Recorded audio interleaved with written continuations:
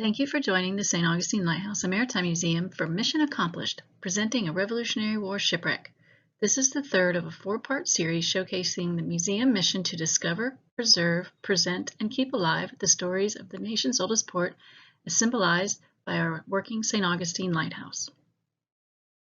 The previous two Mission Accomplished segments shared the discovery of a ship that sank off the coast of St. Augustine in 1782, and the preservation and conservation of artifacts from that shipwreck.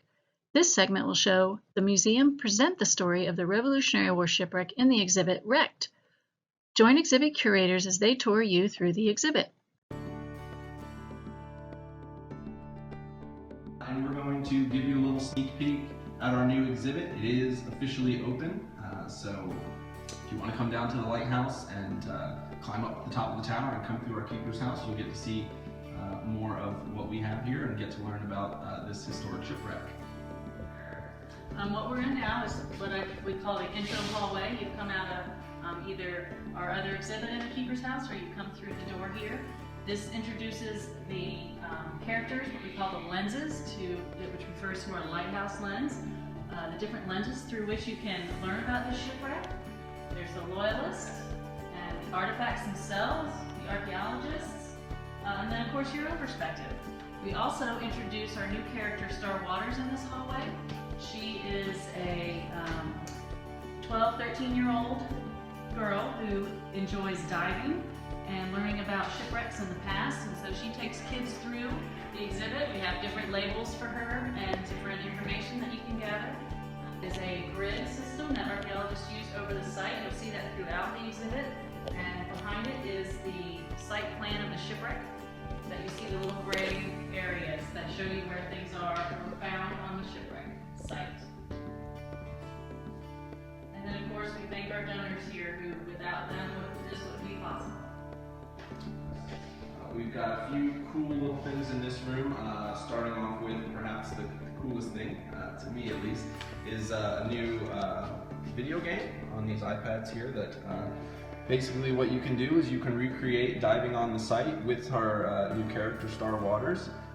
So basically you'll drive around in a search pattern. You'll find an area of interest using what archaeologists would call remote sensing technologies, things like magnetometers, which are basically big metal detectors and stuff like that.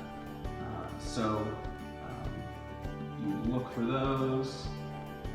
Once you find one, you click on it. And then you actually go diving with Star, looking for artifacts. We found a couple pretty quick. These are actually things that are called concretions. And what we find are not the artifacts themselves necessarily, but artifacts that have been covered in this material called concretion, which you can learn more about here at the lighthouse. But basically we have to remove the concretion, and the final part of the game allows you to actually do that and expose some artifacts, learn more about them. So you can see we've got a few things here that we actually did discover on this site. We've got a flintlock pistol, shirt buttons, we found a lot of those, and a pulley wheel. We've been finding a lot of different things on this site, parts of the ship, things that people on the ship would have used and owned. So you can get a little bit more of an interactive feel for the way that archaeologists do their work through this app and this game. We've got a few other things here. We've got some great footage of our divers working on the site. So you can see that here, that's running in loops, so you can get an idea of what it looks like when our divers are on the ocean floor. We've got a great example of a concretion here, so you can get a better idea of what that looks like. And an X-ray. Video doesn't do it justice. These interactives have to be used and played with, so I definitely suggest if you're interested or in the area, come on down, learn more about what our archaeologists are doing. Okay, so we have here, if you'll notice, there's a raised floor here. It's made out of redwood, some of it reclaimed, some of it new. And this represents the sandbar that the shipwreck was found on. So basically the ocean floor, it's not even, it undulates. I've heard guests in here when they talk that they either feel like they're on the sandbar or they're on the deck of a ship, so either way it works. So it's a really great feature. It brings out the architectural features of the building, as well as just looks really great in the exhibit. And then we have our artifacts that have been conserved sprinkled around the sandbar. So you'll see those in here. In this area, we talk about the soldiers and sailors and what it was like for them aboard ship based on what the artifacts tell us. We have a gridiron that they would have used for cooking on board ship, and plates and spoons, a keg tap, and glass bottle stopper. Also have social status items. We found a pistol that is a unique and high-end item. Somebody with some wealth would have had to purchase that, and that's who would have had that. Shoe buckles. We also have a faux pocket watch here on display, and several clothing buttons and a copper halfpenny that tell you that there were citizens aboard this vessel. And over here we have items from their daily lives that they packed aboard ship. We have a tea kettle, irons, lots and lots of clothing irons were found aboard ship, a piece of ceramic from the time period, and a candlestick. One of everybody's favorite parts. The cisterns. These are our cisterns. They're part of the house that were used as to store water when the keepers lived here. The rainwater that would have been led in pipes down to this big cavity we are in the basement of the house. But the design in this exhibit, we have shipwrecks representing, or ships that are kites representing ships on the sea, the perils of the sea, that kind of thing. Lone piece of gold, pretty much, that was found on the shipwreck. Our documents tell us that all the cash arrived safe, so most of that was pretty much taken off, but there was one coin that slipped away. Interesting though, it was 1776, the date of the coin was 1776, of course a very important date in American history and in the American Revolution. And then on the other side is King George, so you kind of get to see both sides of the story in this coin. So that's what we bring up here. So we've got some of our larger artifacts here in this room. Again, we continue with the sandbar that we saw in the other room, of course. And we can get a wide look at some of these artifacts. We've got, of course, a cannon. You can't miss that. And then we've got this other artifact here that's really interesting. And it tells us a lot about the shipwreck. So an artifact on its own is kind of cool and interesting, a cannon. This is called a lead deck pump. But it's what the artifacts can tell us that really help us out and reveal a lot of information. So the lead deck pump is not normally arranged like this. If you can picture it, this has actually been folded up, okay? So this pipe actually would extend farther out. And what they would do on the ship with this is they would actually pump seawater onto the deck for washing the deck or filling items. One of the first things that we found was this bell, and our archaeologists were pretty excited because a lot of times a ship's name will be on the bell. So the ship's bell is very important. It keeps time for the sailors.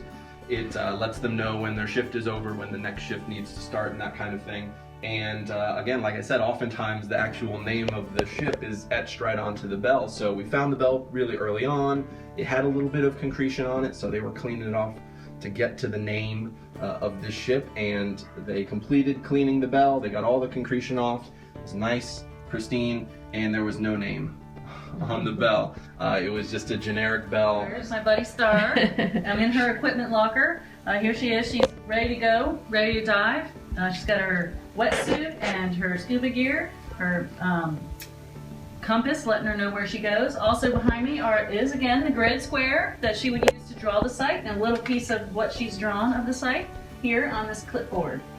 Over here is her dredge hose that she would use and attach to get some of the sand off the sandbar, and that's the way you collect the little things like the buttons, the military buttons that told us exactly when the ship sank and where it was coming from. They were those little items were the best clue to what shipwreck that Paul was just telling you about, the date and that sort of thing.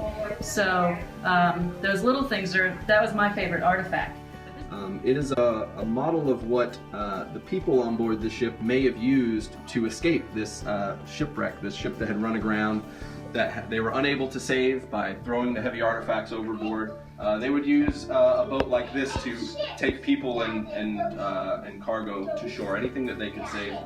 So we're actually building one of these in our Heritage Boatworks right now, a full-size replica of one of these that will hopefully be floating out in the waters off St. Augustine very soon. Of course, our website, staugustinelighthouse.org, will take you to where you'll learn about other things to do on site as well as the shipwreck exhibit. So I would definitely recommend going there and checking that out and seeing what else we have here on site. Paul, anything else you want to add? Sure, you can also follow us on social media. Our Twitter account is @FirstLighthouse. We have a lot of great information there, a lot of cool stuff that you can see, a lot of information about the shipwreck and the other things that we do. You can also follow us on Instagram at St. Aug Lighthouse, STAUG Lighthouse. You can see, again, a lot more that we do there. And of course, we also have our Facebook page where you can get kind of all of this information in one spot.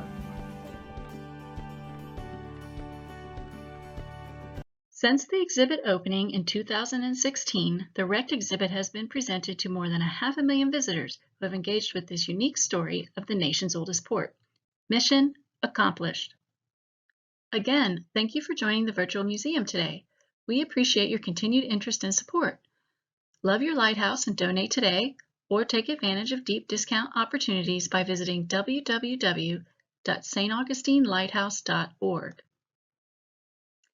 For more virtual tours and online programs, visit the St. Augustine Lighthouse YouTube channel, the museum blog, and our virtual museum webpage to see all of our upcoming online opportunities, including more Mission Accomplished segments, Ask the Expert, behind-the-scenes highlights, and Facebook Live sunsets and other events.